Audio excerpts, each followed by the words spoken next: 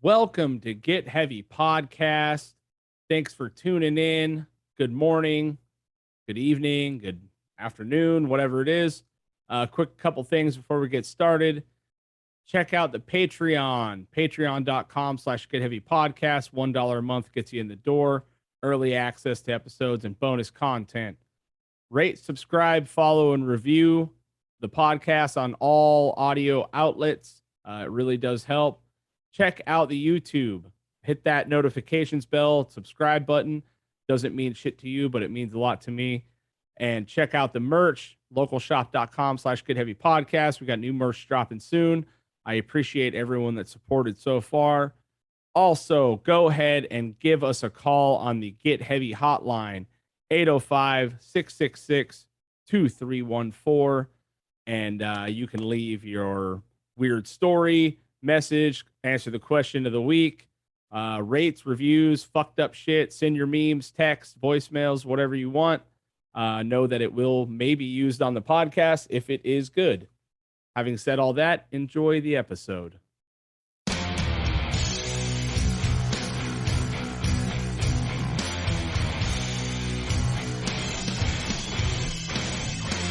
Get Heavy Podcast, hosted by Craig Gonzalez.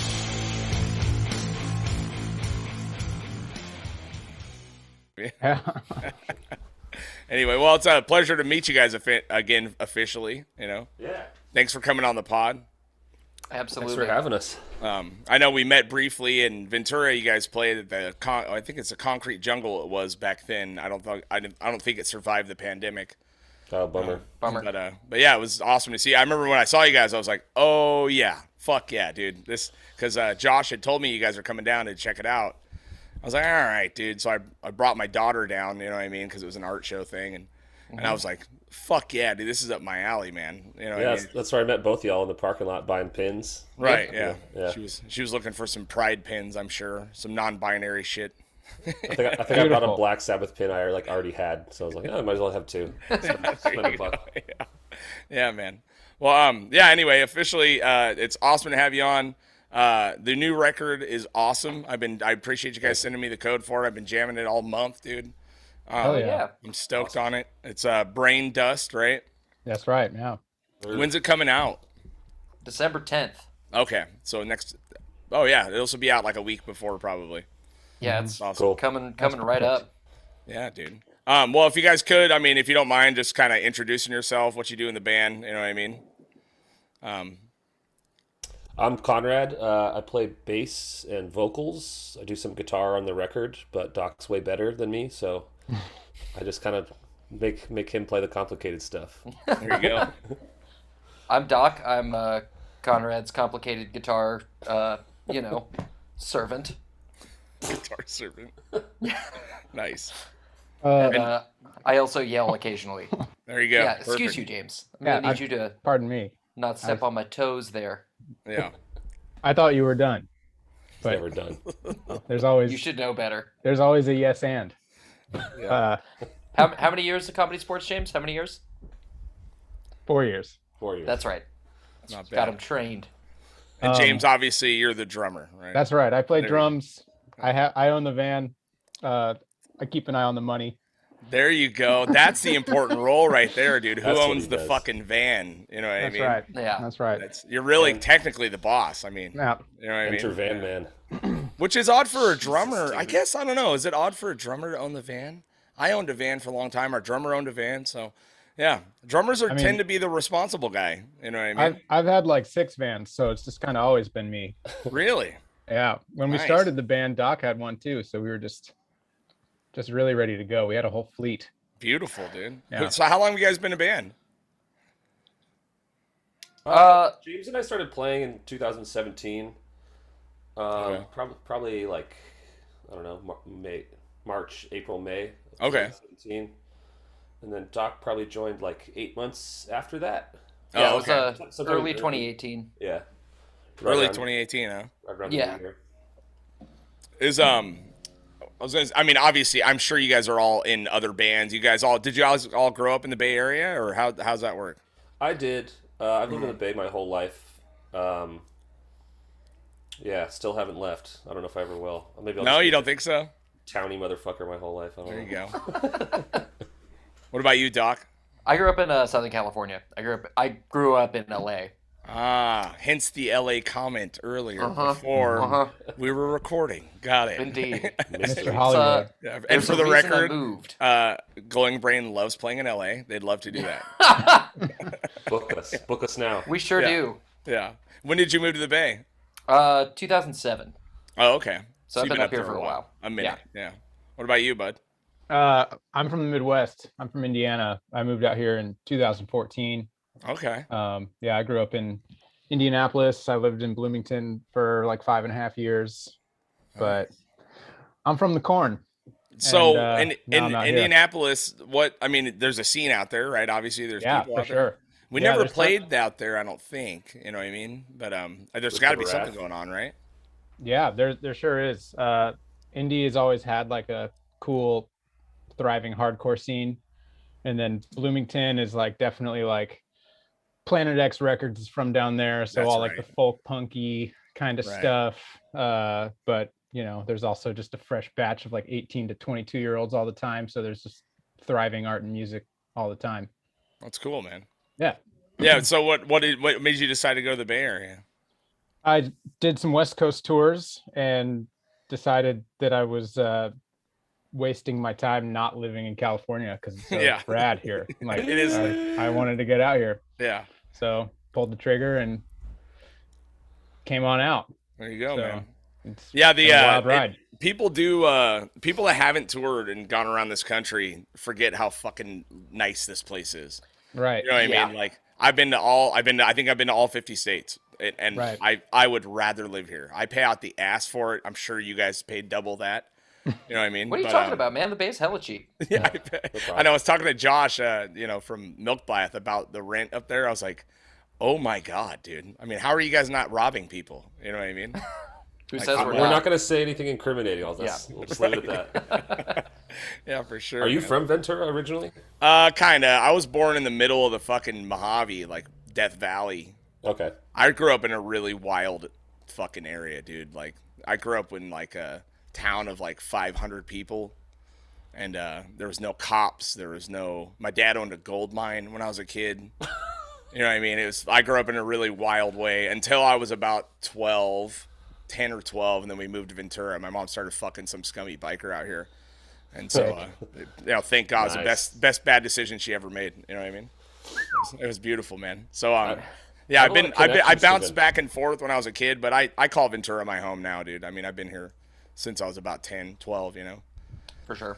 So I love it, dude. I mean, I love it. I love it in Southern California, even up there. Every time I've ever been up there, it's great, But you'd certainly fucking pay for it, dude. As I get older and more grumpy, I definitely would like to move away. You know what I mean? And get property and shoot some stuff. But Sure. I it's get like- that.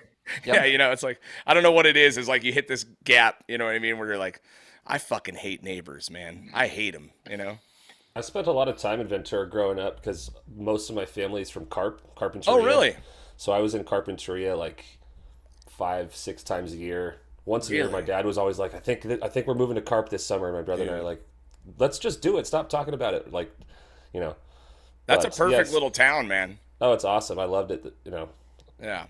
It's beautiful. Every house there great. is $1 million. It's right on the fucking beach. Yep. It's incredible. Now, but back then it was just like, when my family moved there was like one stoplight type of town. Oh, yeah. Burger Shack by the beach, and now it's like super trendy and nice and Yeah. Secrets out. expensive. It's a beautiful, beautiful place. Like It's gorgeous. They don't have a Target. They don't have nothing there, dude. It's No. fucking nice, man. I did actually. So I was I was like a project manager for massive like heavy civil engineering shit. Like I did rebuilt freeways and all that stuff.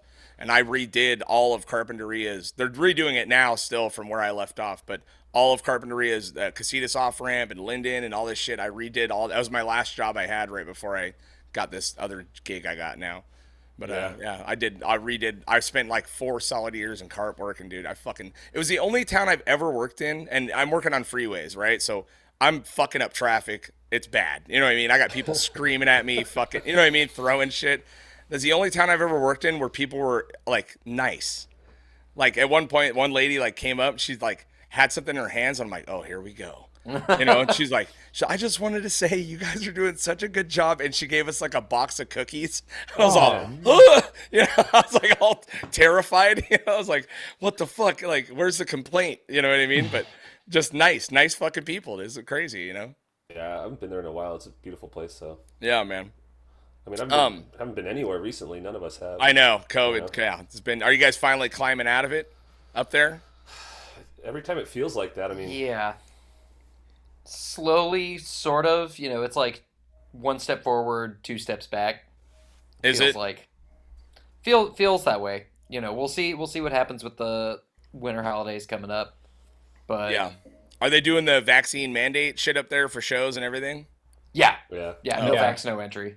Yeah. Yeah, they're out in Ventura County, they're not doing it. It's been nice. It's been really fucking nice. Shows have been going off, dude. It's like, Yeah. it's the wild fucking West out here. I mean, you're wearing a mask, you know what I mean? But dude, they're fucking doing shows. 500-600 kids are showing up. You know what I mean? What? It's like, Damn. Jeez, it's gotta get down insane, there. dude. Gotta get down I there. saw. Yeah, I mean- I saw footage of Milk Bath playing in like a backyard, and it Yeah, looked there was like 300 wild. people there, dude.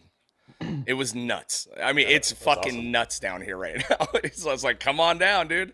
It's, you know, I mean, everyone's being responsible as they can, but at a certain point, fucking, you got to live your life, dude. I mean, we are where we are at this point, right? I mean, People just want to cut loose after being pent up for a year plus. You know. It's- Yeah, that's especially a the lot kids. of steam to blow off. yeah, especially the kids. Like, you know, I'm old. I'm like almost 40. I don't know how old you guys are, but you know, the kids are the ones that are fucking, the ones that are just out of high school. They missed their whole senior year. Those kids are going wild right now, dude.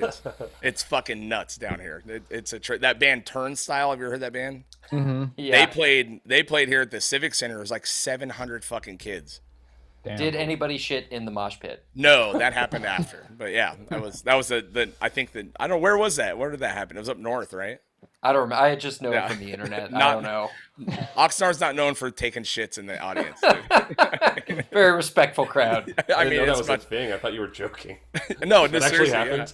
Oh, yeah, yeah. someone took a shit and threw it up on stage at him while they were playing. Like Yeah, it was, I want to say it was in Oregon or Washington, but I've heard of heckling, but that's next level heckling. next level.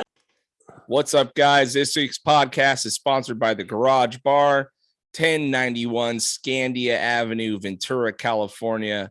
A beautiful spot, a new spot. If you want drinks, if you want good vibes, you want good times, you want a bunch of cool fucking people, bartenders that know what they're doing, that can actually make decent cocktails, run by decent humans. This guy right here, Jay, hit him with the specials. So on Monday, we do industry night. On Tuesday, we're doing Taco Tuesdays with trivia. Bring a group of friends by, come hang out, have a good time, get a good deal on tacos, 3 tacos and a beer for $10. You can't beat that.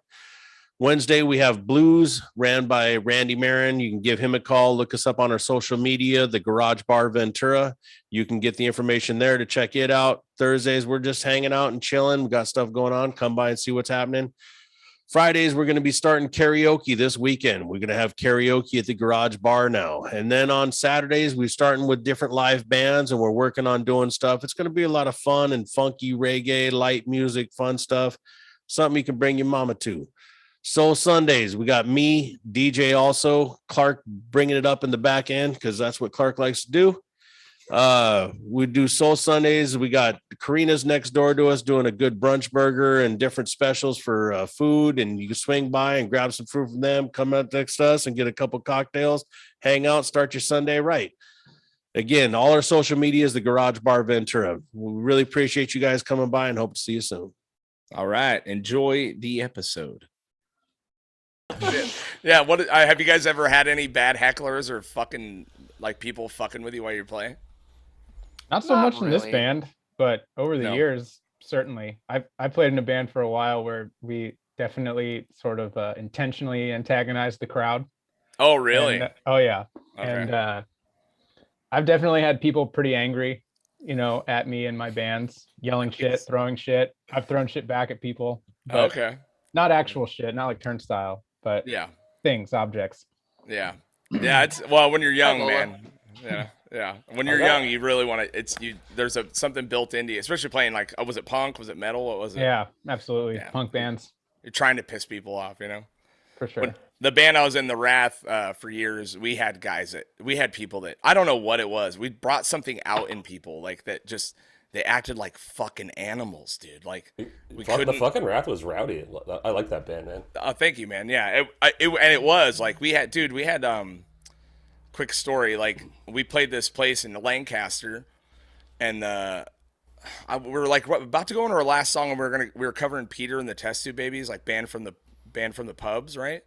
I don't know why. We always did weird covers, but I'm looking down to tune, and I look up, and there's a fucking dude on the stage, and he's covered in blood, like blood everywhere, and he's bleeding on my mic, and it ends up being a security guard. Someone hit him in the head with a bottle, right? So he's fucking bleeding everywhere, but now he's on my mic, and he's fucking yelling, blah, blah, like, you motherfuckers, like trying to threaten people from into the crowd, you know what I mean?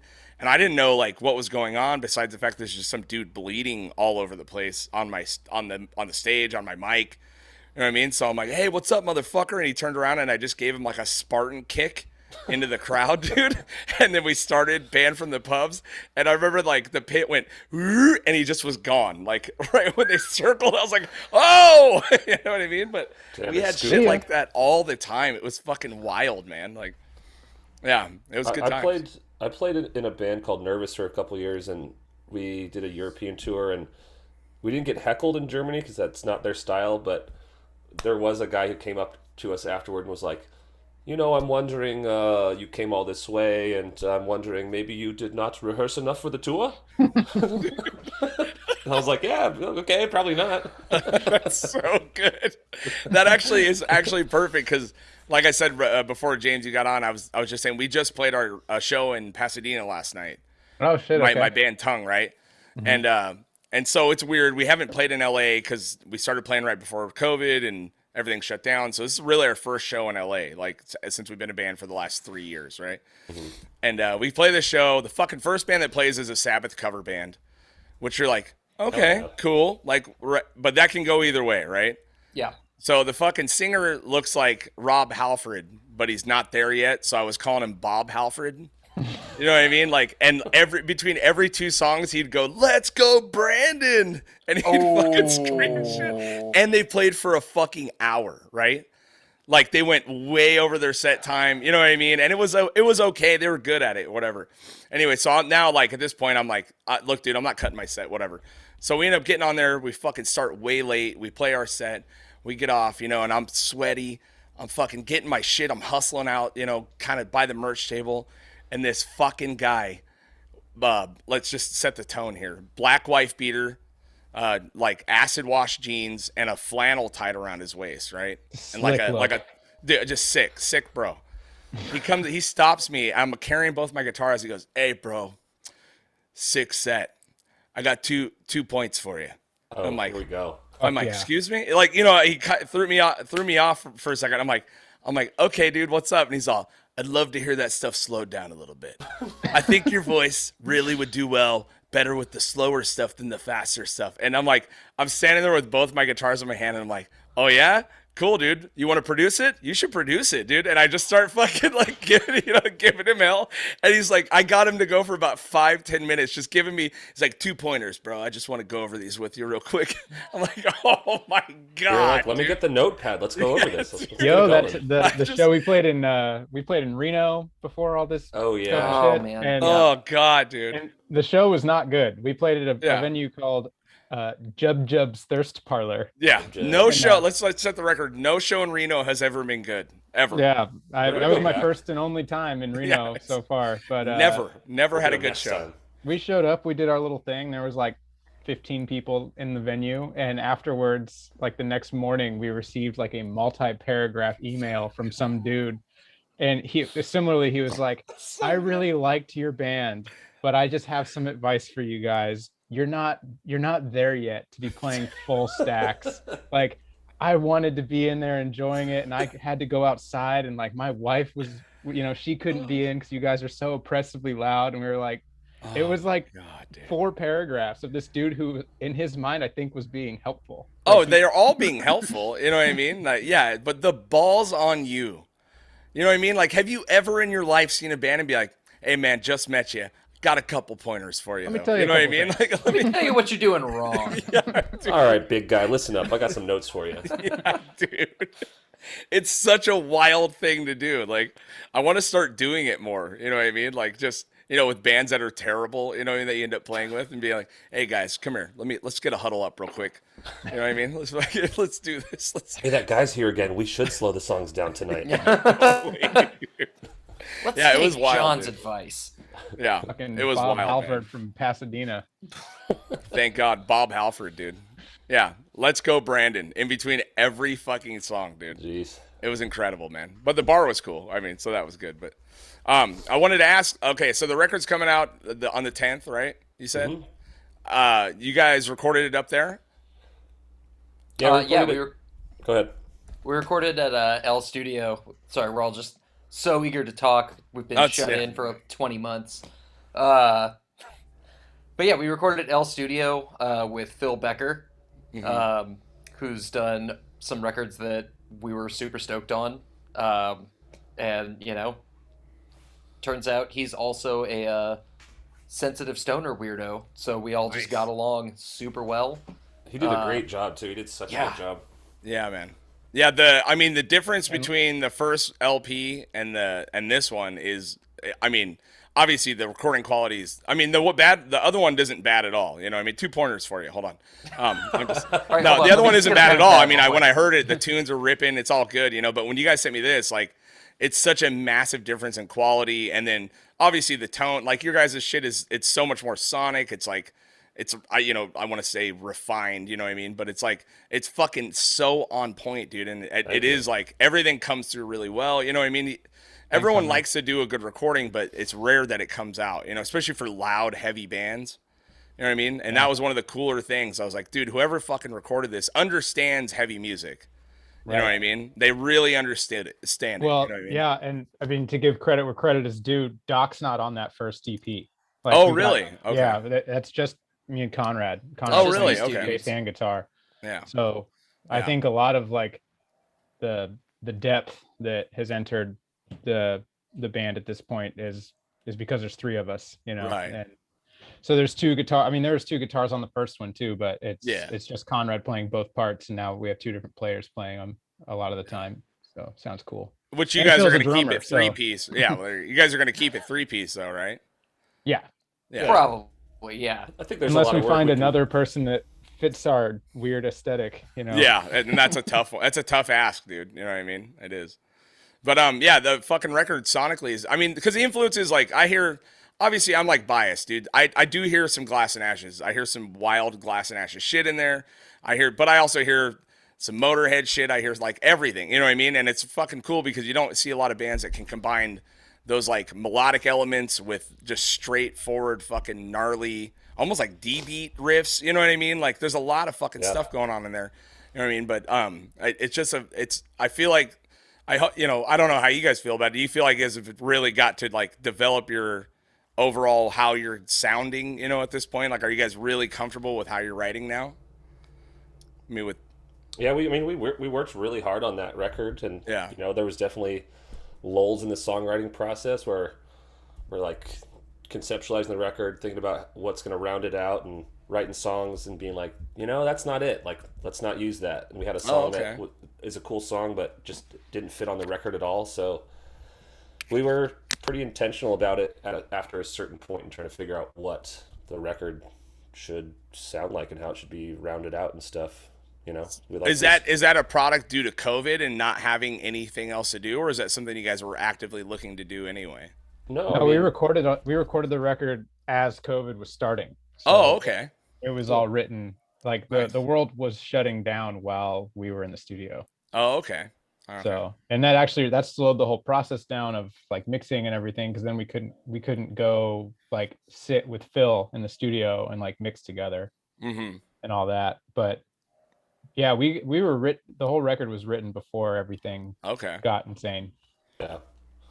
To speak to the comment you made about Glass and Ashes, funny story is that, good friends with Josh Hayes, and you guys were talking about it on the podcast a couple weeks ago, where he was saying how he was like, oh yeah, my friend Conrad knows how to play those Glass and Ashes songs.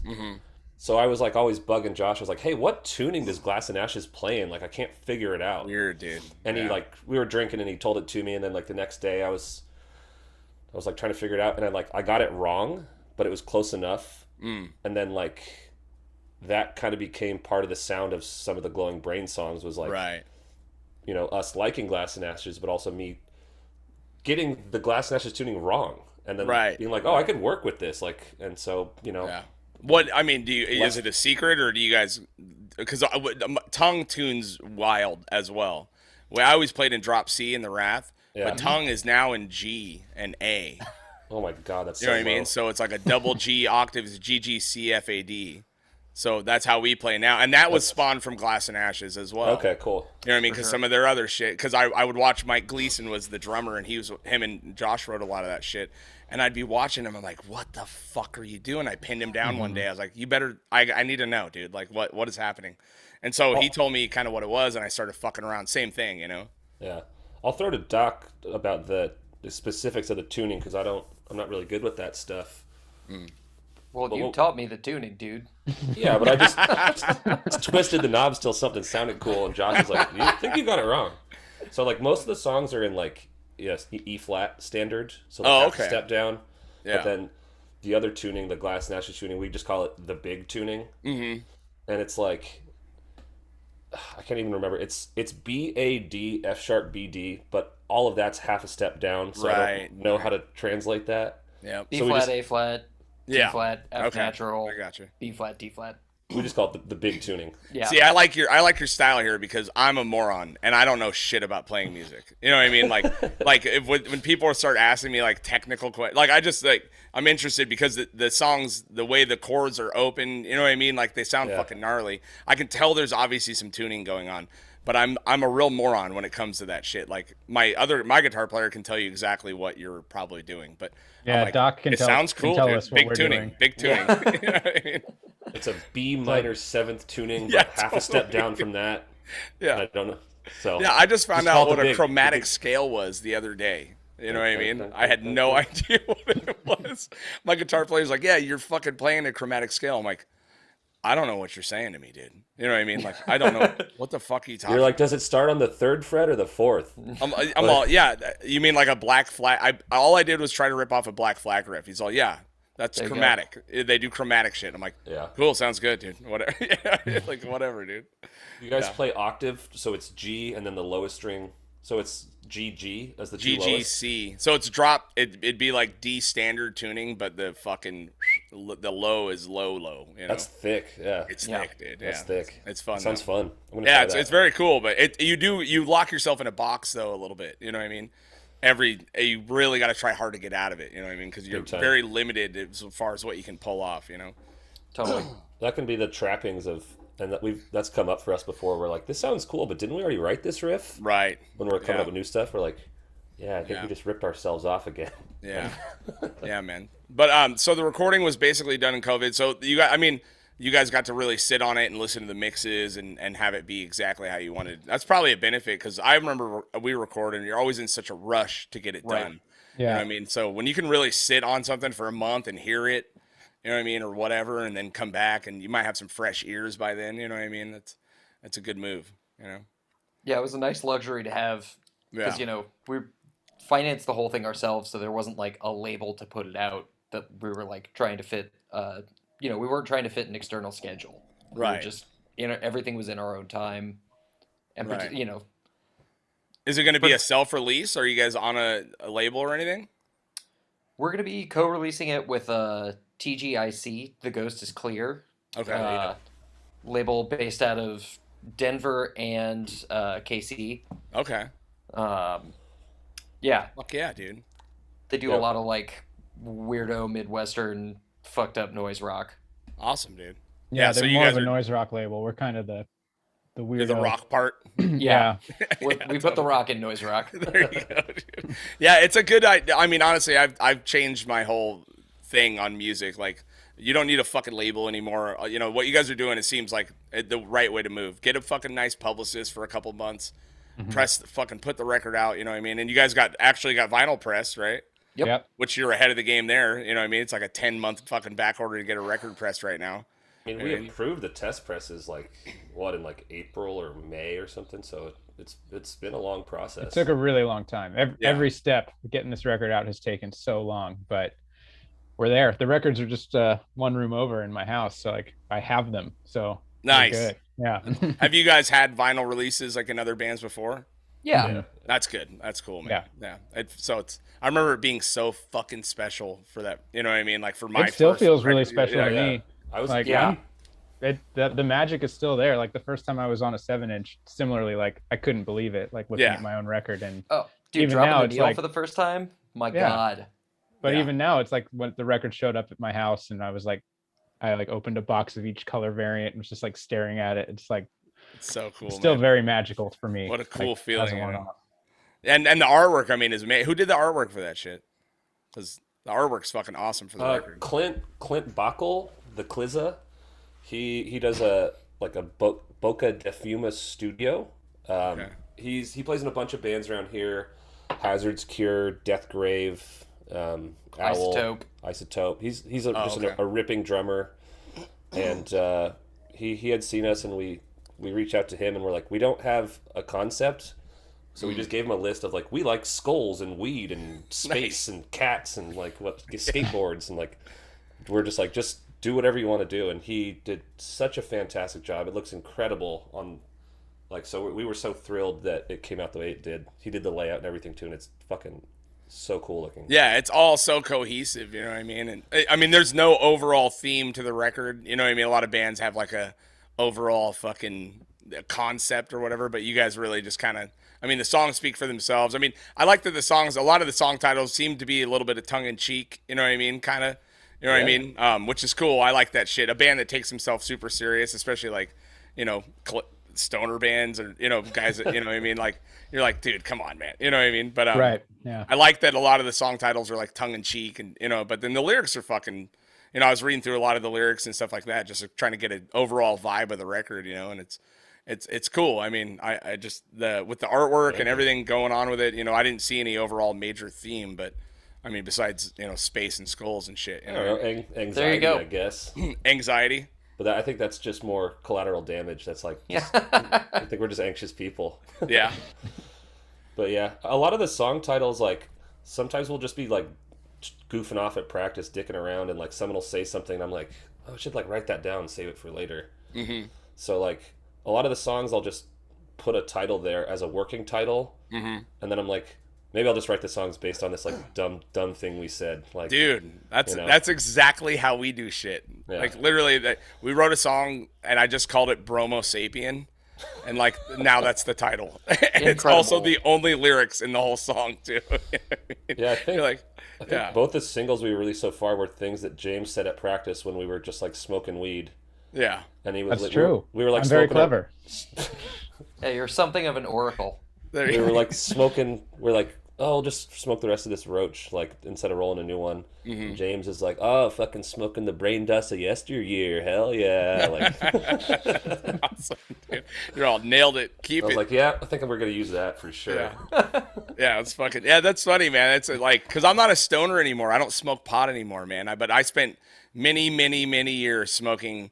And something that Josh brought up, you know, when we were talking, and one of the things that made me so stoked about you guys is that he's like, I don't think I've met another band that smokes as much weed and plays as fast as Glowing Brain does. I remember hearing that on the episode. You know what I mean? And I was like, that fucking makes me stoked, because the Wrath was... Thank you, Josh. We were holding that torch for a minute, you know what I mean? We were... For sure. We recorded on 6606, and we were doing fucking gravity bong hits right before vocals and shit, dude. It was sick. We used to tour with a Volcano, like the trash bag ones. Oh, this was in the early 2000s, before anyone had seen them. You know what I mean? And we would fuck up parties, dude. Like, you know, we'd be in the middle of the Midwest, like, you know, somewhere where you live, and with California weed and a vaporizer.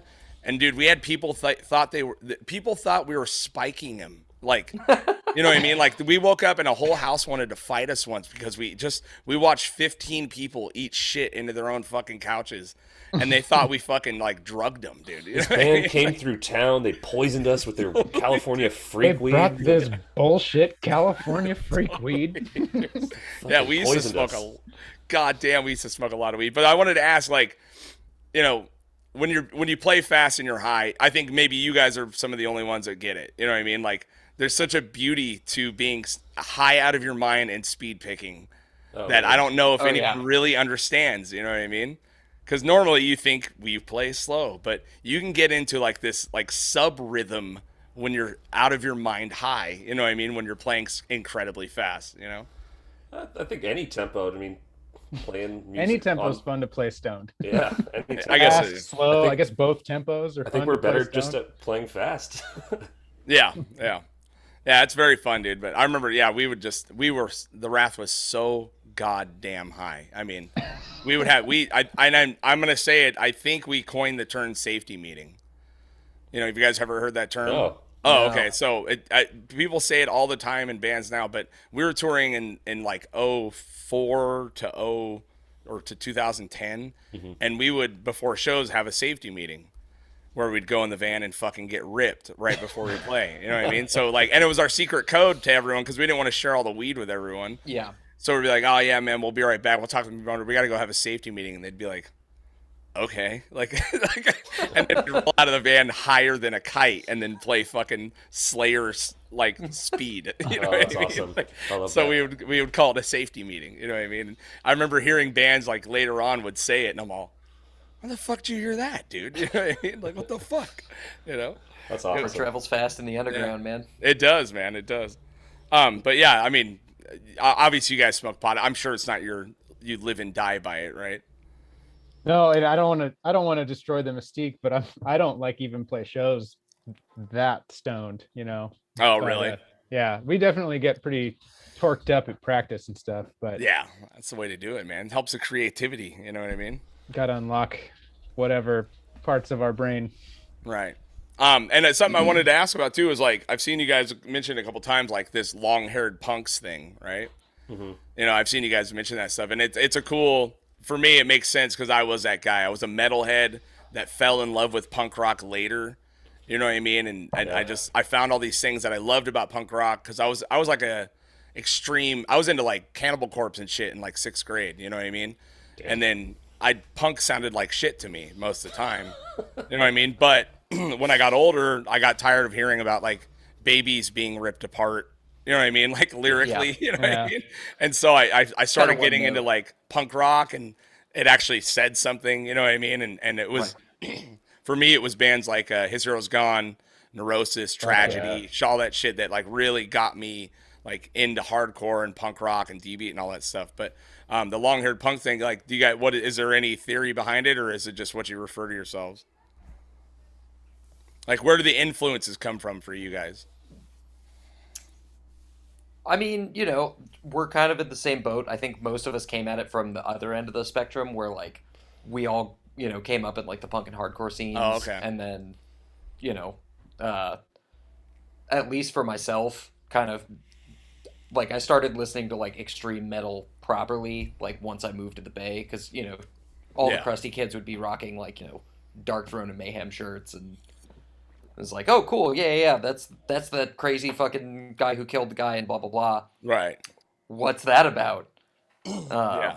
I don't know. I got into metal before punk, actually. Like, Did you?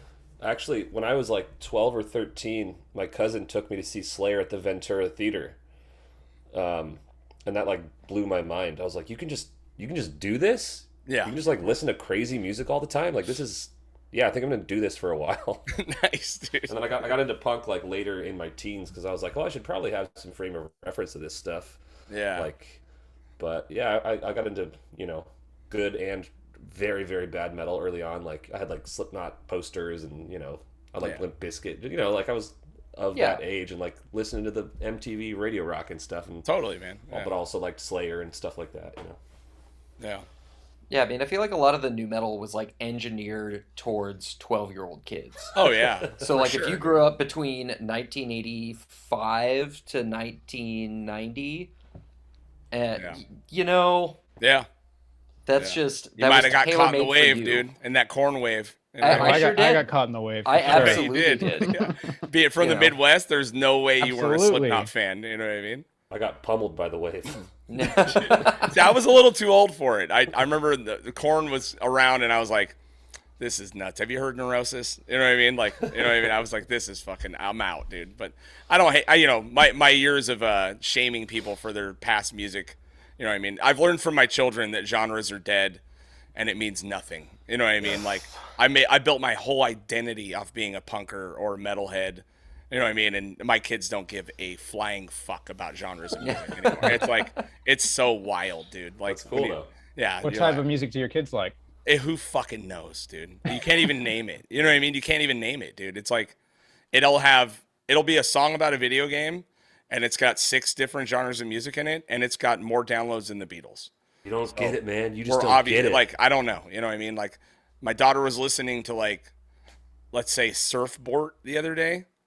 I was like, man. whoa, dude, Trip, where'd you find that? And then she had a 311 song after that.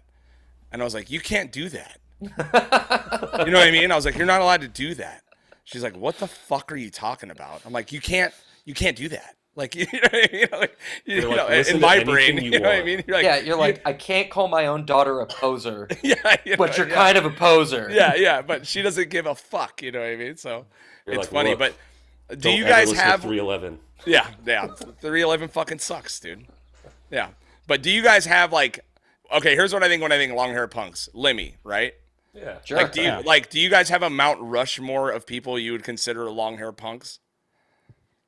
I mean, he's a good start. He's for definitely sure, one, you know. right? That's For like sure. Top of the list. What about you guys? You know, I don't know. I feel think I don't know if I have an exact person in mind, but I just think like if we were just to call ourselves like a punk band, that brings a certain like aesthetic to the front of your brain, you know, and like we're certainly not like the fucking high and tight like hardcore kids or whatever. Oh, yeah. You know, and like I feel like a lot of the music we make somewhere in there is like in response to that, like and like the other 2 dudes, Doc and Conrad, are definitely more like closer to like metalheads, you know, but like the amalgamation of the 3 of us, I guess, is just where we ended up landing on calling ourselves long hair punks. Yeah, totally, dude. And it seams to be resonating at least a little bit with It people, does, so. you know, because it is like it's a whole nother sect of humans, you know what I mean, that you meet guys that, you know, you're either a punker or a metalhead, you know what I mean? And now like I said, you can like whatever you want, but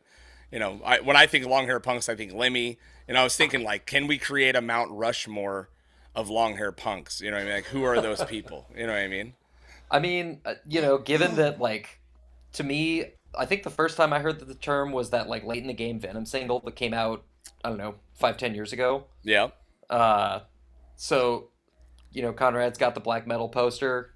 Let's go. I see you in the frame.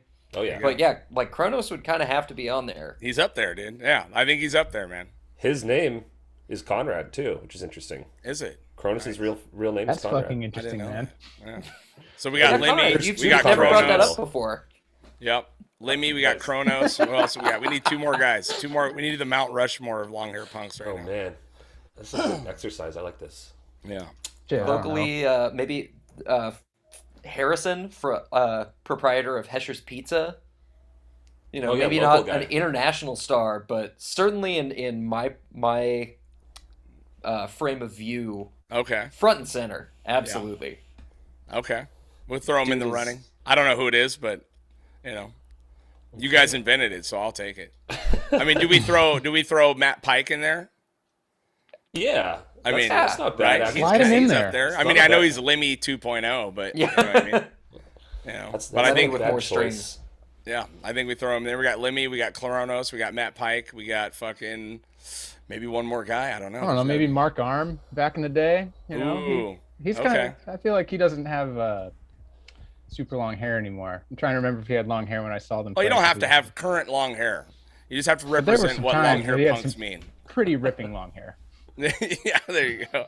All right, we'll settle on that for now. Up for debate for the. I'm gonna think about it for a while too. I'll Think get back about to it you. if you let me know. So We'll I put a do have list some. together. I got some like some stoner would you rather's.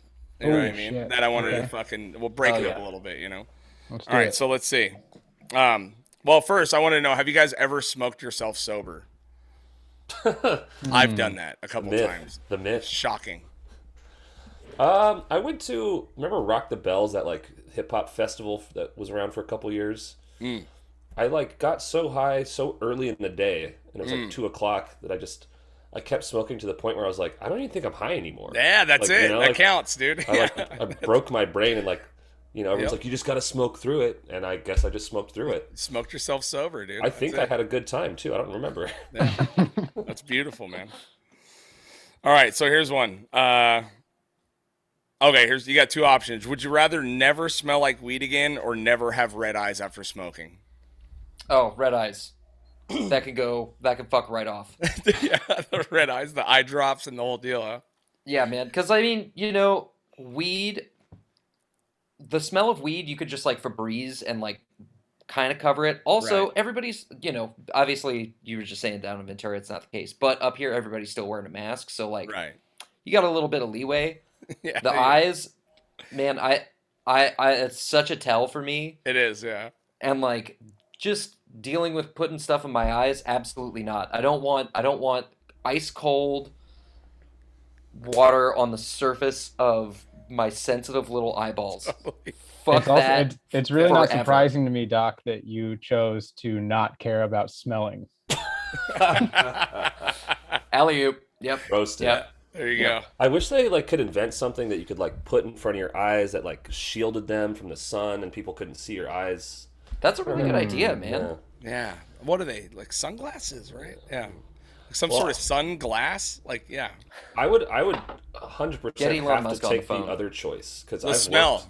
I've worked in weed for 8 years, Oh, okay. hands-on trimming, management, like that stuff. And when I leave work, like you get so desensitized through it over the day that I'll like get on BART or a bus or something. And I'm like, Jesus Christ, I reek of weed like Right. heavy, and I don't even have a single nug on me at the time. Right. It's just like in my hair, it's in my skin, it's on my arms, and I change my clothes at work, when I leave and stuff, and so not that Yeah. it's a big deal, but sometimes it can attract some attention that you're not looking for when you're just trying to go home on public transit. Yeah. Well, and especially it's even worse when you're high. When you're high and you think you smell like weed, it's the fucking worst. Like you're like, oh my God, everyone knows.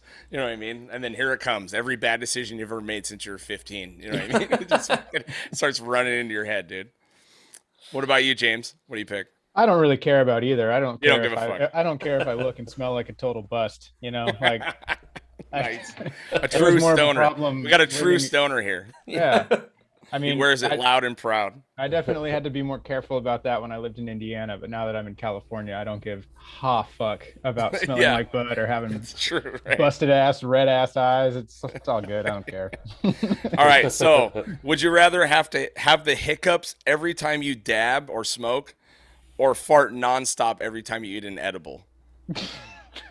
I feel like I haven't stopped farting my whole life, so I'll take that one. You Just take fart, that one? Fart all the time. Hiccups I don't are really the worst, fuck with dude. dabs though. I don't, you know? or just say smoke. You know what I mean? Yeah.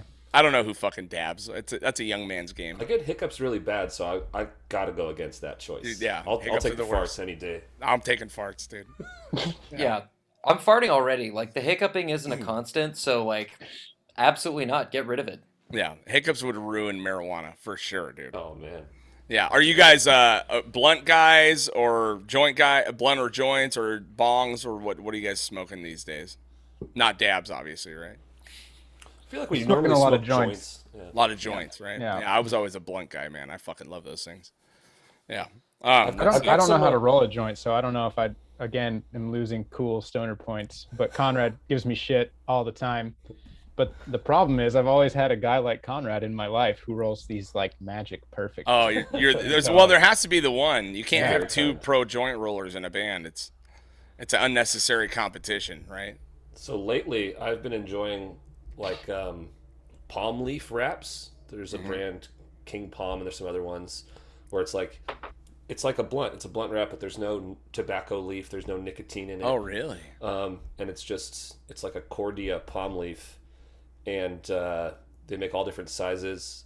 I actually got one that you can fit 5 grams in. I don't know what I'm gonna ever use that for, but Kill I yourself? know that I got it. So someday, Fucking, that's all you can do with 5 grams is die, I think. yeah, just go for it. Yeah, totally, dude. Yeah, that's a fucking. Yeah, we rolled a 30-gram joint once for someone's birthday. I mean, it was, and we have a pro in our midst that can do that shit, and it was fucking this long. I mean, I want to see a picture of that. How many it's somewhere. papers?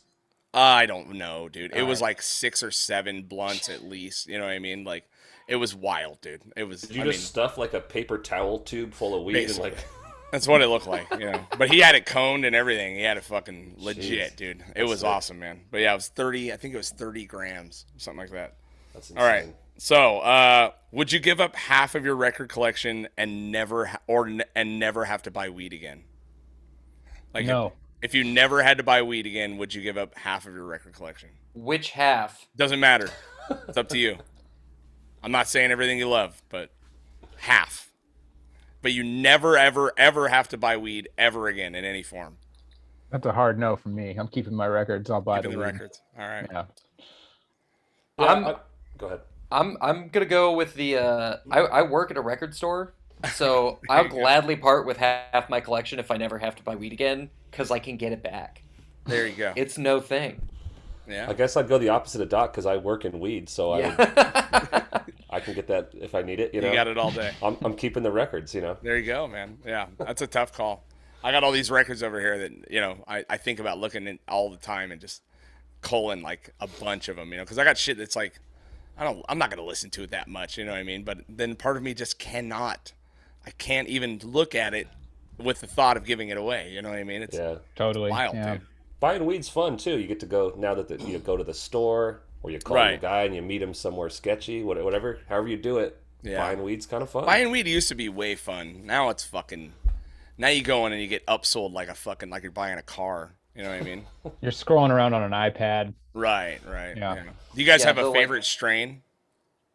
That's a great question. Well, we were smoking when we were writing the record. We were smoking all that crocodile bud. Ooh, Yeah, what's that? That was the fucking us crocodile all rock. up, and I think we probably could have written the record faster if we weren't smoking this fucking chaos weed that Conrad was doing. Had to keep guys on your toes, you know. Yeah, man.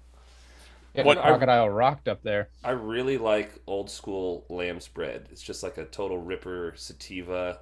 Okay. It's like it makes you feel kind of like speedy and freaked out, but then when it comes down, it's like I don't know. I tend to like even like heavy indicas and stuff like weed. I can't like smoke weed and go to bed or like chill out. It's like I smoke weed and it's like my brain just starts going crazy, like Right. in a good way, in a bad way, like whatever happens, but it doesn't like settle me down. So So you embrace the anxiety, I just try power to. through it. Yeah. Yeah. That's what actually stopped me from smoking it. You know, I just, well, for like 3 kids, you know, it's like I don't got time to be stoned all day anymore. But Yeah. for sure. you know, like it got to the point where it's like every time I smoked, I was like, I hate this. And it didn't matter if it was indica or sativas. You know what I mean? It Yeah. was just hitting me bad. So I took a year off, and I'll now like a 5 mil fucking chocolate covered espresso bean will fuck Ooh, my I like life up. those. You know what Those I are mean? good. Like I'm like, that's it. I'm so high. You know? Whereas like it was 10 blunts a day, like all day long. You know what I mean? Like I was a heavy pot smoker for 1,000 fucking years, you know?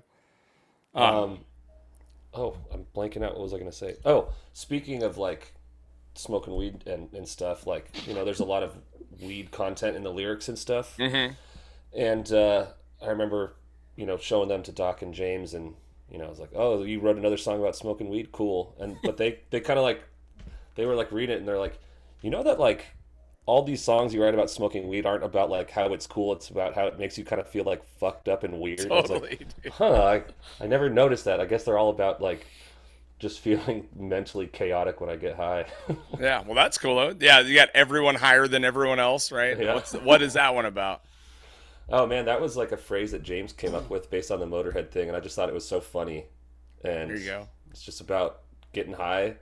You're like, oh yeah, I'm sitting down, getting high, gonna like listen to some music, but then it all goes wrong and you feel all fucked up and anxious and you're like all Totally. freaked out in your house and Yeah, man. you don't know what to do. Yeah. Yeah, I mean, there's a lot of weed reference, a lot of anxiety stuff in here, you know, and the Yeah. record's chaotic. You know what I mean? It's fucking Yeah. it fits, dude. It fits perfect. All right, let's see. We got one more. Favorite weed. Oh, I wanted to ask. Is there a band that's not around now that you guys would love to play with? Ooh, good question. Annihilation Time. Ooh, nice. Yeah. Okay. Great choice. Good choice, dude. They Glass were and awesome. Ashes. Yeah, there you go. Yeah. Yeah. They're a good band. Yeah. I got the pleasure of both, dude. Annihilation Time was next level shit. They're so sick. It was Yeah. unreal watching those guys play, dude. Yeah, it was like Black Flag with the rippingest guitar solos you ever heard in your life. Yeah. And I've known Graham forever. And I had no fucking clue he was that good at guitar, dude. It was like, because he was in a band called Eat Shit and Die. Have you ever heard that?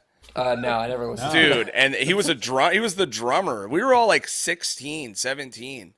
And he was this goofy fucking kid that was just could grind, like could blast hard, you know? And then he was in Uphill Battle for a minute. Have you ever heard that Okay. band, Uphill Battle? So back before they got signed to Relapse, they were a Relapse band. It was like pre-Mastodon, all that shit. Right. And he was in that playing bass. And then I kind of lost track of him, and he moved up to the Bay, or well, he was here, you know. Right. And then he came out with Annihilation Time. Well, I mean, he was in 1,000 other bands besides that as well. And I knew he was a good guitar player. But when Annihilation Time came out, I was like, "What the fuck, dude? Where have you been? Have you been able to do this the whole what are time and you just doing?" didn't? Yeah, it was like Black Flag on 45. Yeah. You know what I mean? But with some fucking like kraut rock in there. Like, you know what I mean? Totally. Riffs. Like Robin Trower shit, dude. You're like, Fuck yeah. it was, like and then Uli people were solos. nuts when they played. It was, I mean, Wrath shows were nuts, but those shows were out of control. You know what I mean? What Totally. about you, James? What band would you pick? I was thinking about this band that I used to see a lot from Michigan called Beast in the Field. Okay. And they were like an amp stacker, like insane heavy band. Yeah. And they would baptize members of the audience inside of one of the cabs. Like Nice, one of the dude. cabs was like, you know, had like hollowed out at the bottom, and Hell they would yeah, like dude. bring you up on stage and lay you down, and he'd just be like it was this 2-piece band, just guitar and drums, just like Dude, ungodly, like earth-shattering heaviness. that's rad, dude. It'd be All cool right. to play with them. Fuck yeah, man. Yeah, that's good stuff, dude. Yeah, all good choices. Let's see. What's a band that you hate that everyone loves? Jesus Christ. Ooh, Uh, gonna get in trouble. Well, I mean, we Loaded were talking about question. Turnstile earlier, and I'm having a hard time tucking in with Turnstile. Are you? Yeah, I don't know what. I'm with you. I'm with you. I can't tell if I hate the record or I love the record. I can't fucking tell. I've listened to it like 10 times because I'm like, these kids are in this weird shit, dude. And I can't tell. There was a band from here. I don't know. This might be talking too much shit, but fuck it. I really did not like Culture Abuse, and it was like I'd go see them play, and kids would be going off like it was like a hardcore show, and then I'm listening to this like baby ass clown ass music and just like not understanding like what like the two things happening, like the music I was hearing and like the reaction I was seeing in the crowd. And I don't know, maybe it's just me, but I just fucking hated that shit. All right. Fuck I yeah. think Turnstile's a good choice. I don't know if I've listened to him enough to actually know that I hate it. Yeah.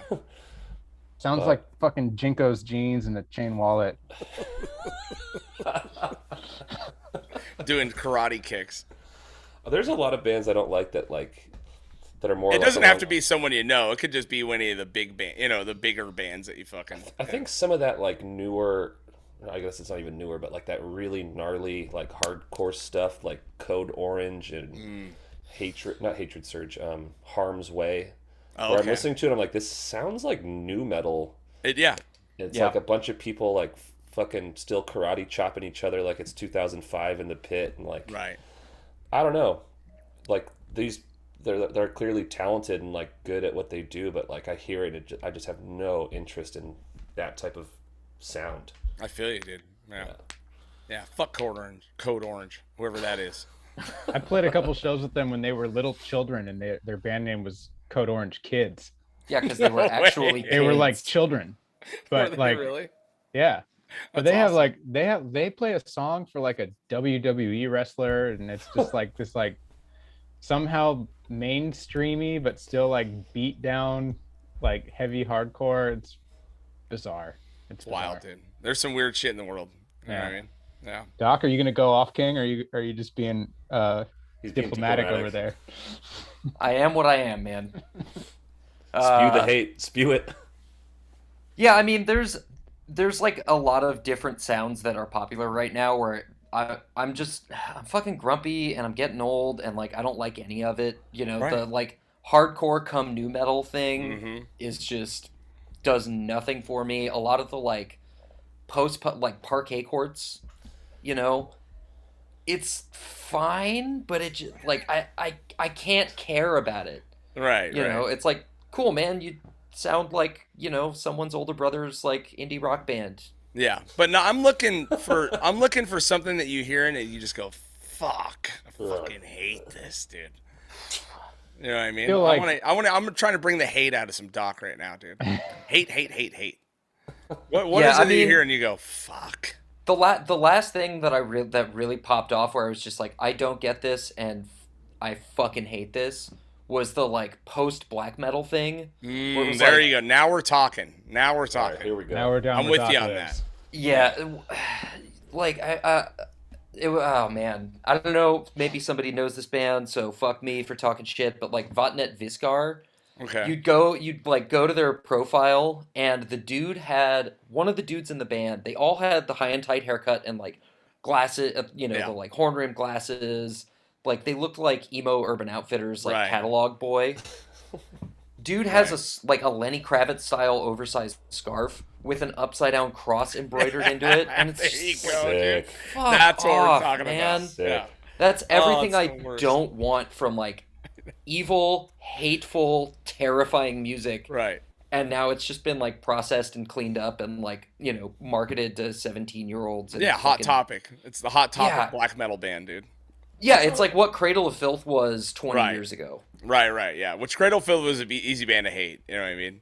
Because that shit drove me nuts. The circus metal, Yeah. like that shit, you know what I mean? I was like, get the fuck out of here, man. I Dude, can't that do or it. like the gothic, like Camelot bands like that were doing the like gothic romantic symphonic metal, and it that's just dude.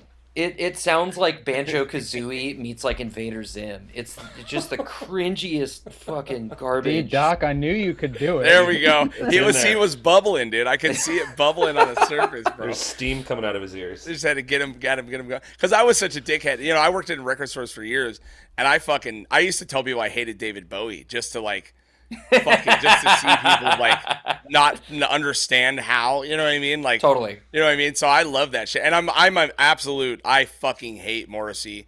I've hated him from day one to day now. I've hated, and I ended up being right. And fucking, You're welcome. You know what I mean? He's a fucking puss. I fucking hate that. And I have two friends that have been obsessed with him for years. Tattoos of his name, and they've all gotten him crossed out.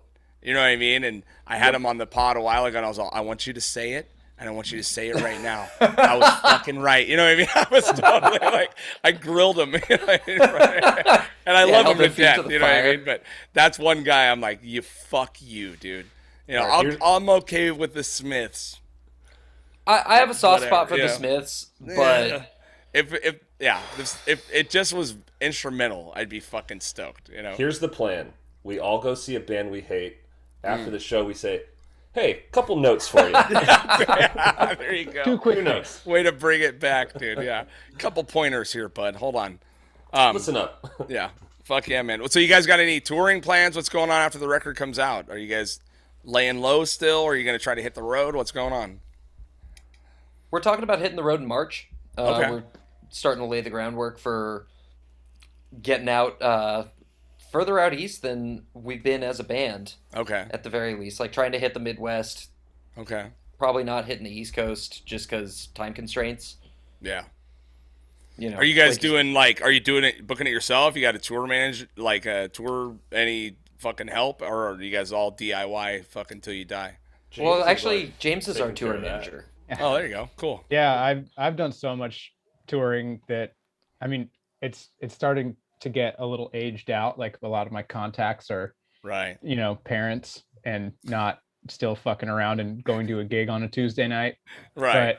But I at least like I'm like one step removed from being able to like book a show. I something feel down. like almost everywhere. Okay. So I'm just doing it. I've booked so many tours. Right. And I just sent the first like round of emails out and just some texts and IG DMs and whatever. And yeah, people are down. People want to, people have been hitting me up for like the last few years, like, yo, let me know when Glowing Brain wants to like, hell come yeah, through dude. Tulsa. And I'm like, okay, like someday we will do that, You want to go through the Midwest, motherfucker? You got to go through James. You know what I mean? That's it, dude. That's cool. He's our man on the inside. That's right, dude. I mean, we got a lot of that's people cool, man. I asking- mean, so you guys are going to try to do like a 4-weeker, 3-weeker, or what? like 3 weeks. Yeah, 3 and change. So is that about all you guys got in you? Because that's all I would have in me at this point, dude. After doing like 6-week tours, I don't think I ever want to do that again, dude. You know what I mean? Like a full US. I'd rather drive my ass to the East Coast and do an East Coast tour than drive home, dude. I've got it in me to do the long trip, but my life does not. Like I gotta work, like we live in super expensive area. Like I'd love to take off 6 weeks and lose my mind, playing fucking 6 shows in Florida for some reason and everything else. But I can't do that, man. I can't do that and then pay all of the things I need to pay back home. Yeah, it's tough, dude. You got to balance. That's where all of us are at. Just, dudes especially in our 30s, like, fucking trying to. You're not going to get on like supporting someone big or you know what I mean. It's like totally that DIY shit. I did it for years. You know what I mean. And kudos to you for having it in you still. I mean, but it made things a lot easier when you're like, we just have to follow these dickheads around. You know what I mean? Like, that's fucking nice. You know what I mean? We'd follow some dickheads around if we could get of course. some guaranteed money, but getting a booking agent is harder than almost anything else in this industry. You know what I mean? That was like the last we were on a label and everything before, booking agent was like the last fucking thing we started ever getting a handle on before we stopped. You know what I mean? And that was after like 6 solid years of fucking touring.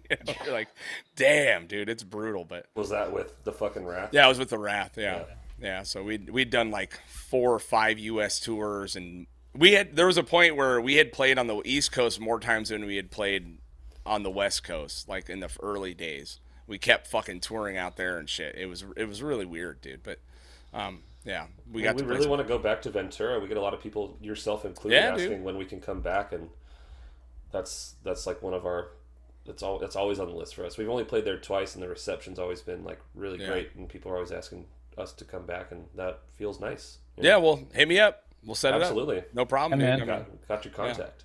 But dude, I appreciate you guys coming on the pod. Fucking thanks. Dude, record awesome. Comes out on the 10th. It was fun. We'll fucking get it. Well, this will come out next week, and we'll do the thing, man. I really appreciate it. It was really nice to actually get to chat with you guys. Hope you guys had a good time. Thanks for listening to the record too. Yeah, dude. Appreciate ripping, appreciate man. all the appreciate it. Beautiful, man. All right.